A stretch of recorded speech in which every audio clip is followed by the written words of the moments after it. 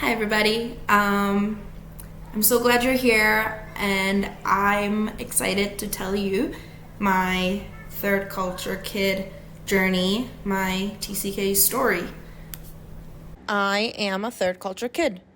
I was born in Japan to Japanese parents, and I lived in Japan until I was 10, going to public kindergarten and elementary school up to grade 5. Then in 2005, my dad's company decided to relocate him to Taipei, Taiwan. He took a huge risk in taking me with him, and then even a bigger risk by registering me at an international school, even though the Japanese school, government-run public schools that are abroad, was right across the street from the international school.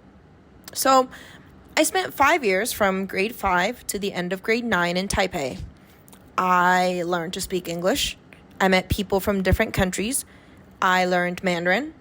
I participated in all the normal school activities, traveled within Taiwan as a part of the curriculum, went abroad to represent my school at a swim competition. I learned how to speak my mind and to have my own opinion and to be my unique self. And by the time I finished my second year in Taipei, I was American or Western in the way that I thought, behaved, and spoke.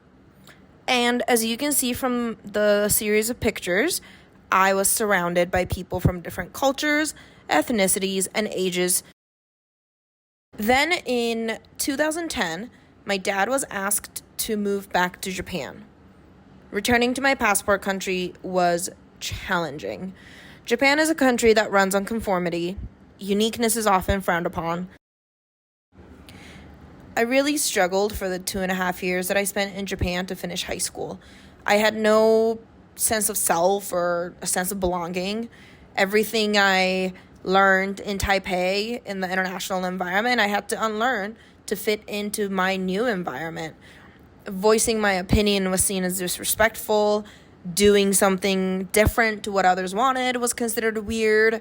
Everyone was cisgender and heterosexual, and it was wrong to be any other way. And gender roles were systemically enforced upon us. And throughout my time in Japan, I frequently thought to myself, well, do I even want to fit in with the Japanese community? Which made me feel less Japanese. And sometimes I tried really hard to fit in.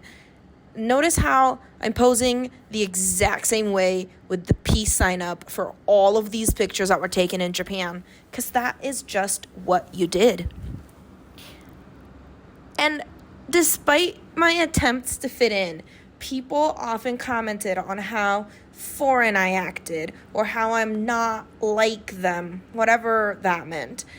And the whole experience of repatriation had an incredibly negative effect on my physical and mental health. And there are issues that I still carry with me to this day. In 2013, I finally finished high school and moved to Boston to pursue my education degree. Although I eventually found the most supportive group of friends I could ever ask for, it took a while for me to adjust culturally to the real live American culture, because up to that point, I'd only really seen American teens interact on TV shows. And of course, like real life, college life in Boston was nothing like what I'd seen on Gossip Girl. There were foods that I'd never seen before, regional phrases that I wasn't familiar with, classes that focused on discussions rather than memorizing facts like I did in Japan. One of the hardest classes that I took was American history, because everybody grew up learning American history in public schools and I didn't. And American history was a class that literally everybody aced except me, who got my one and only C+ in my whole academic career. Writing essays, I had no idea how to craft an essay, because writing an essay with research was just not something I did a part of the assignment in Japan. And being away from my family for the first time and needing to learn how to take care of myself, even though I was already 18 by the time I moved to Boston, it still was a difficult adjustment. Coming from, going from an international community to a Japanese community and then back to an international one, that gave me cultural whiplash.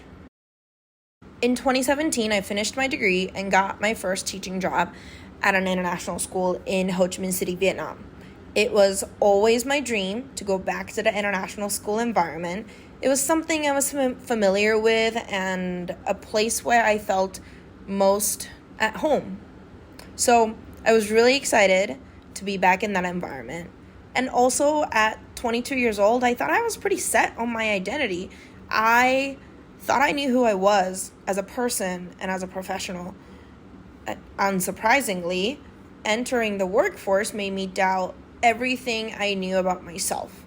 Not only was I trying to learn Vietnamese culture, I was also learning to work with colleagues who came from all parts of the world with different experiences and at different stages in their lives. And it was a whole new environment that required me to adjust again. In 2022, I wrapped up my 5 years in Vietnam and moved to Chiang Mai to work at a different school. It was not easy in the beginning because, the culture is a little bit different from what I was used to. So, I know that was a lot. But like every transition I've gone through in my life, I know that I will eventually find my footing. A group of people who support me, a routine that I'm comfortable with, and I know that with enough time and support and effort, I'll always find my way, even if it's hard in the beginning, because that's how it's always been as a third culture kid. And I'm happy to say, having been here for almost a year, I finally feel settled and know that Chiang Mai will be added to the list of homes that I have in the world. So thank you for listening to my story, and you can continue to follow my adventures on my professional Twitter account that I will link below.